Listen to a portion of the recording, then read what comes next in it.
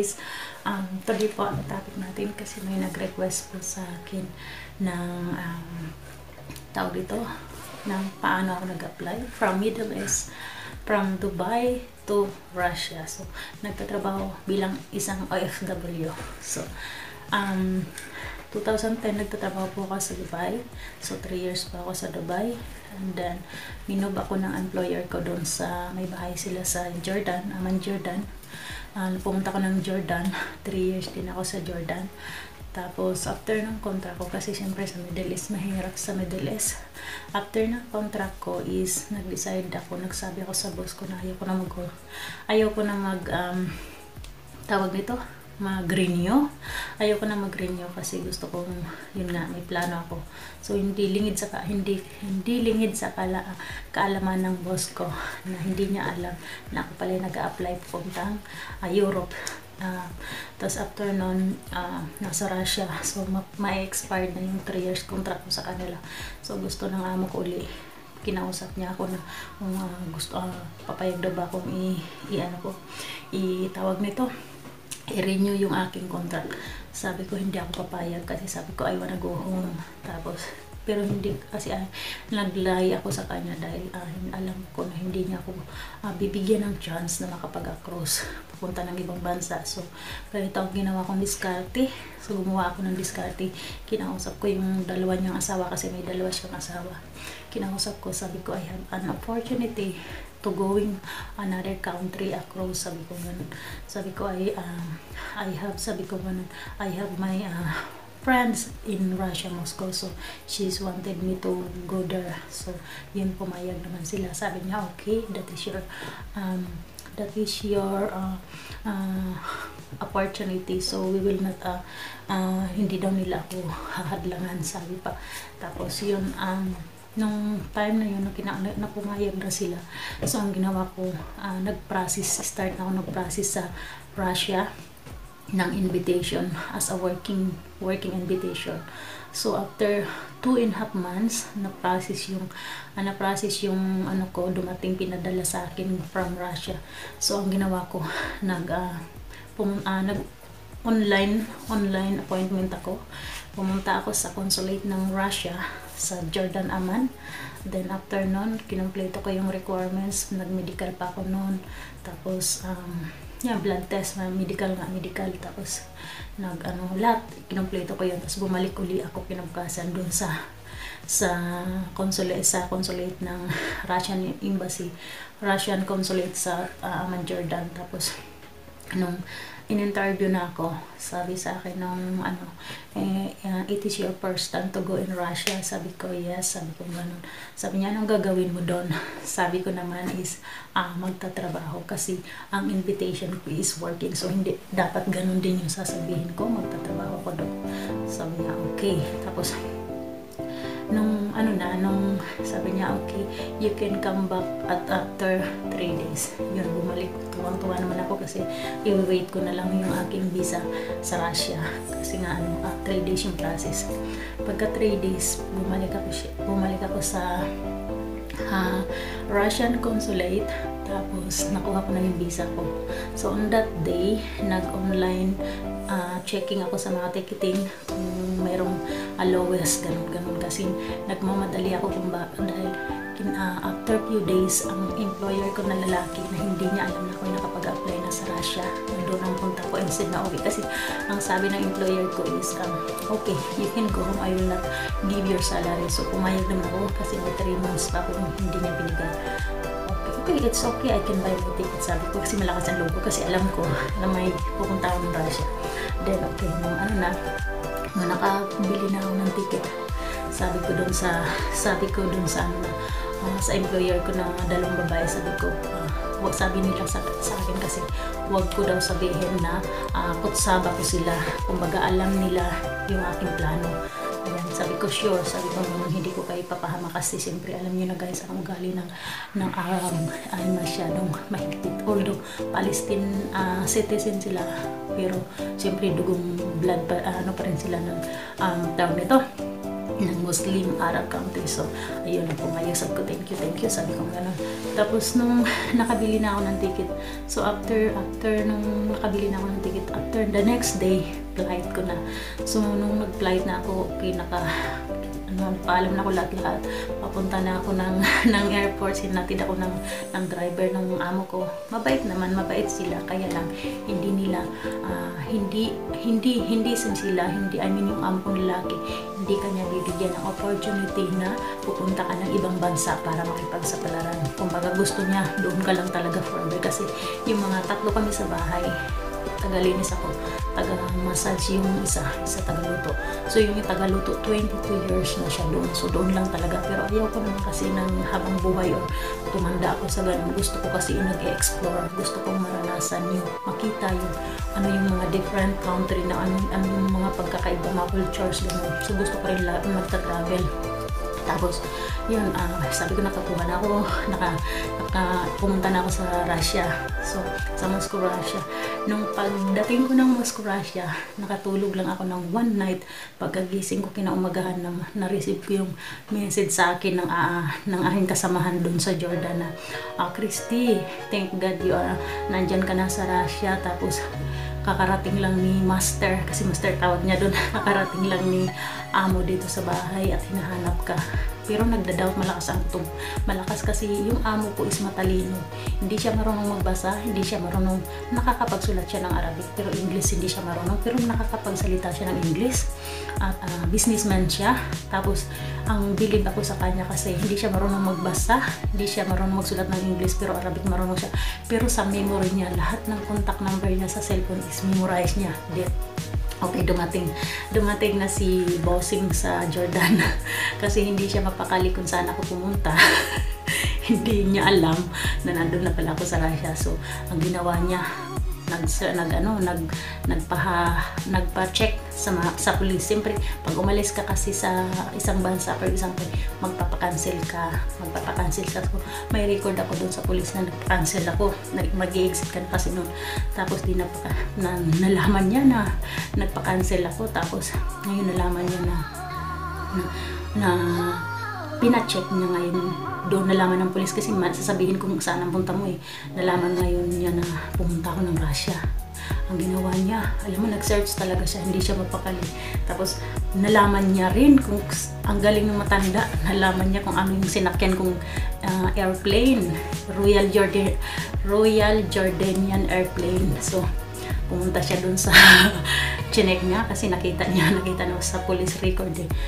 Nakita na exit ako ng Russia. Tapos sabi niya ganun, hindi niyo alam, sabi niya doon sa mga asawa, hindi niyo alam kung saan pumunta si Christy. Hindi siya umuwi ng Pilipinas, pumunta siya ng Russia. Ganyan. So sabi naman ng dalawang asawa, nag-pretend, wala kaming kaalam-alam kasi sabi niya, uwi siya ng Pilipinas at siya ang bumili ng ticket, ganun. Kasi syempre set up namin yun. Tapos sabi ko, Diyos ko, kinabukasan nung dumating ako, may jet lag pa ako. Sabi ko, kasi syempre, dating ko lang, pagising ko, ganun na yung sa akin ng kaibigan ko na nakasamaan ko doon na salamat talaga at nakarating ka dyan at hindi ka niya naabutan. What if, sabi ko ganun, kung naabutan niya ako at hindi ako makaalis at hinarang niya yung airplane, kahit nasa airport ka, nahaharangin niya talaga, gagawan ka talaga niya ng problema. So, thankfully lang din dahil nakalapag na ako ng Russia bago siya nag-search at bago siya dumating sa Jordan. Kaya nung sabi ko ganun, thank you, sabi ko may purpose talaga si God kasi sarili kong gastos, medyo may kalakihan din yung pag-apply ko ng Russia at hindi ko yun kinash dahil syempre guys, mas malaki ang sahod sa Russia kaysa sa Middle East. So mga 2 beses o 3 beses pagdoblihin yung sahod ng Middle East kaysa sa Russia, sa mga part ng Europe. Tapos siyempre ipon-ipon ko yun. Ang nagastos ko kasi na almost nasa 4,000 lahat yun. $4,000 kasi included na lahat yung mga invitation, working invitation. Siyempre agency sa Russia yun. Kailangan mong magbayad. May bayad yung mga ganun. Tapos basta lahat ng total ko is $4,000 US dollar lahat. Kasama na yung ticket, kasama na yung ang pagbabayad pala sa Russian consulate, yung visa is 160 $160. So, nagbayad ako ng $160. Tapos, yun, mabilis lang ang process nun. Kasi, alam nyo, kasi galing ng Russia yung invitation and working yun. Kaya, yun, mabilis ang process. Hindi ako nahirapan doon. Tapos yun, nung nakarating na ako ng Russia, sabi ko, thank God na bago na rin ang aking nagkaroon na rin ako ng laya, freedom, na makakagala ako na, kasi alam nyo, makaka-relate kayo dyan kung galing po kayo ng Middle East, kasi pag nasa Middle East kayo at nakakontra kayo sa amo, hindi kayo po pwedeng, mostly sa Middle East ay walang day off. Kaya naranasan ko yun since nung first time ko mag-abroad is 2006. Tapos umalis ako dun sa kanya is 2009, pero nag-move ako ng Jordan. So nakaka-day off na rin ako kasi medyo maaluwan yung trabaho, maaluwan yung mga amo. Siyempre open-minded na yung wife niya. Hindi kagaya dun sa amo kong lalaki, taas yung kontrolado talaga. Tapos nung pag mga galing Middle East talaga, as in sabik ka sa gala, sabik ka sa nang lumabas. Hindi ko yung naranasan. Tapos pag naranasan ko pa nung nandun ako kasama ko pa siya is pag pumupunta kami ng Carrefour ay pag may tumatawag na kabayan, didilatan niya ng malaking mata yung kabayan. So nakaganon lang kami. So kontrolado talaga. Kaya nung nakapunta na ako ng Russia, nanibago ako. Akala ko nandun pa rin ako sa Middle East. Tapos sabi ng kasama ko, wala ka na sa Middle East, so malaya ka na. Tapos yun, first time ko sa Russia, nag-enjoy naman ako. Kaya yun guys, ang ano ko lang, kung kayo po gusto nyo pong mag-across papuntang ibang country, so tapusin nyo po ang kontrata nyo. Tapos kausapin nyo po either yung amo ninyong babae o yung lalaki, kung sino po yung sa palagay ninyo na malapit ang loob nyo, na alam nyo na may posibilidad na papayag siya. Pwede nyo po siyang pakiusapan in a nice way, na kasi tapos naman ang kontrata, at sabihin nyo na siyempre yung reason ninyo. Tapos ang kaaukihan lang din nun sa akin kasi kahit hindi ako marunong mag-Arabic masyado, hindi talaga ako marunong mag-Arabic. Marunong man mag-English ng mga tao sa Jordan. Hindi lahat, pero mostly ay marunong na mag-English ang mga tao sa Jordan. Kaya nakapunta ako nakapag-process ako by myself. Hindi ko na kailangan maghanap ng someone na mag-assist sa akin para makapagsalita ng Arabic. Kaya English, kasi nakapag-English sila. Kaya ang ano ko sa inyo is kausapin nyo, tapusin nyo muna yung kontrata nyo. Kung gusto nyo talagang mag-across is pakiramdaman nyo kung alin papayag yung amo ninyo. Kasi sa akin siguro depende lang yun sa sitwasyon talaga, kung ang amo talaga ay kasi nowadays kasi yung mga amo is mga nakapag-aral na, nakapagpunta na sa ibang trabaho, sa ibang bansa. Pero noong time na 2006, 2013, yung mga pag masyadong mga matatanda na yung amo natin is talagang hindi iba yung ugali nila. Kaya yun advice ko lang sa inyo is subukan yung kausapin yung amo nyo, papayagan kayo na mag-across kayo instead na uwi kayo ng Pilipinas. Kasi sa Pilipinas mahirap ang process ng pupunta ka ng ibang part ng ibang bansa, like for example sa Russia, kasi 100,000, halos nasa 300,000, 500,000 ang magagastos nyo dahil kukutungan kayo ng mga agency. Kaya mas maganda kung nasa abroad kayo at gusto nyo mag-across. Ayun, yun lang ang teknik ko, at nakapass naman ako dun sa aking ginawang pakiusap sa aking amo na mga babae, kasi dalawa yung amo kong babae sa Jordan. Dalawa kasi yung asawa ng amo kong Palestinian, kasi yung una hindi naka-anak, tapos pangalawa, tapos yung pumayag sila, okay, but ang promise lang nila sa akin is hindi ko daw sila idadamay. Yun, hindi ko naman talaga sila nadamay, at hindi din sila na apektuhan sa pag-alis ko, kasi gusto ko talagang makapunta ng ibang lugar, sabi ko ganun, at makapagtrabaho at yung sabi ko better life, sabi ko ganun. Pero okay naman talaga sa Russia. Nung pumunta ako ng Russia, yun, hindi naman ako nag-regrets doon kasi nag-enjoy ako. Doon ko naramdaman na free ako, malaya ako kung saan ako pupunta, anong gagawin ko. Kasi nung time na 3 years ako sa Russia, nung naandun ako, nakakapagsimba ko, pumasok ako sa community ng Filipino community, nag-join ako sa Filipino chore.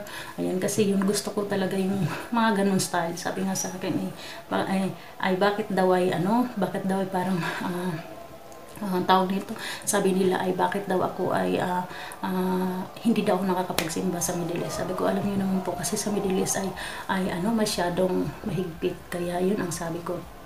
Tapos nung nalaman nila magaling akong Middle East, naintindihan nila.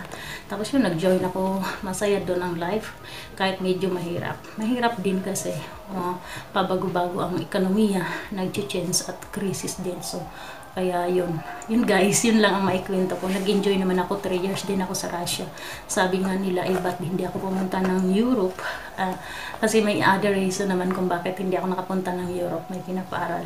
Kaya, ayun guys, may second video ulit ako about how to apply naman ng papunta dito from papunta ng Turkey, from Russia to Turkey. Ayan. Hanggang sa muli po, sana po ay may natutunan kayo at lakasan nyo lang po ang loob ninyo. In a nice way naman po ang pakikipag-usap sa amo, papayag po yan. At pray lang po kayo na sana ay bigyan kayo ng pahintulot na across ng ibang bansa. Ayan, kagaya ko. Yan, bye-bye everyone. Thank you guys. Peter Pan, that's what they call me. I promise that you